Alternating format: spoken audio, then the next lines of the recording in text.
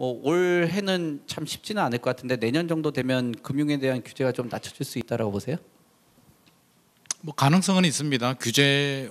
부동산 시장이 침체가 되면 정부는 분명히 규제 완화를 할 것이고요. 그 규제 완화가 대출 규제가 완화가 될 수도 있고요. 규제 지역이 해제가 될 수도 있고 여러 가지가 나올 수도 있는데 지금 트리거가 이제 금리가 트리거가 되고 있습니다. 금리 인상 속도가 너무 가파르기 때문에 투자 심리가 위축이 되고요. 집값 상승에 대한 기대감이 꺾이면서 솔직히 우리 모두 오르는 집을 사고 싶지 떨어지는 집을 사고 싶지는 않거든요. 근데 수요자들 마음은 지금 분위기를 이렇게 보니까 금리가 언제까지 올라갈지도 모르겠고 많이 올랐는 것 같고 과도한 상승에 대한 피로감이 누적된 상태에서 지금 들어가서 지금 투자를 해서 수익이 과연 얼마나 날까에 대한 불확실성이 있기 때문에 주춤하고 있는 상황이고요. 그런 상황이기 때문에 저는 거래 절벽 상황이 더 이런 비정상 상황이 더 지속이 되고 있다라고 생각하는데 여기서 우리가 생각을 해야 될 게 이제 보는 관점에 따라서 차이가 있습니다. 이걸 일시적 조정장으로 보느냐, 대세 하락 진입으로 보느냐에 따라서 전혀 우리가 이제 가는 길이 달라질 수가 있는데요.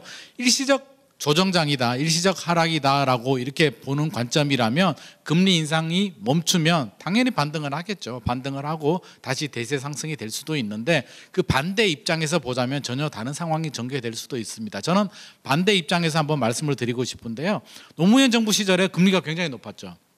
그때 아마 제 기억으로는 대출금리가 한 7%, 5%에서 7% 사이 정도 됐던 거로 기억이 나는데 지금은 그때에 비하면 대출금리 굉장히 낮거든요. 그때에 비하면 낮음에도 불구하고 그때는 집을 못 사서 안달이 났었고 지금은 집을 아무도 안 살려고 하는 이유가 표면적인 트리거는 금리가 되지만 노무현 정부 때는 집값 하락의 트리거가 대출 규제, DTI가 됐었고요. 그 배경에는 과도한 상승에 대한 피로감, IMF 지나고 많이 올랐기 때문에 또 많이 상승을 했고 오랜 기간 상승을 했기 때문에 피로감이 누적된 상태에서 DTI 규제가 트리거가 되면서 집값 하락으로 전환이 됐고 물론 글로벌 금융 위기도 있었는데 지금은 한 2015년부터 이제 본격적인 상승이 했고요. 2021년 작년까지 상승을 했는데 PIR 보면 최근에 원희룡 국토부 장관께서 이제 18 정도 PIR 18 정도 이야기를 했는데 18년 동안 돈을 모아야만 집을 살 수 있는 수준이다. 10년 전에는 한 8, 9 정도 나왔었거든요. 많이 올랐다. 많이 올랐는데 금리가 오르다 보니까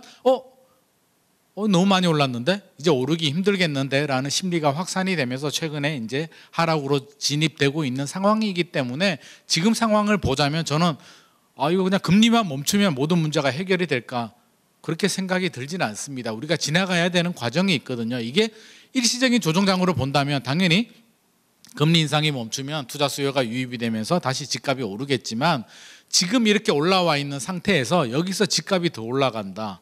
서울 집값 기준에서 그러면 얼마나 더 올라가야 될까라고 생각해 보면 쉽지가 않거든요. 우리가 고점의 시그널도 있지만 저는 바닥의 시그널도 있고요. 반드시 터널 진입을 했다라면 우리가 빛을 보려면 지나가야 되는 바닥의 깊이가 있습니다. 그게 여러 가지 징조가 있는데 과거 사례를 좀 보면 규제 지역이 좀 해제가 돼야 되고요. 그렇죠? 우리 규제 지역이라고 한다면 조정 대상 지역, 투기 과열 지구, 투기 지역이 있는데 현재 해제된 지역들은 지방의 투기 지역만, 투기 과열 지구만 일부 해제가 됐지 지방 또 조정 대상 지역이 상당 부분 남아 있는 상태.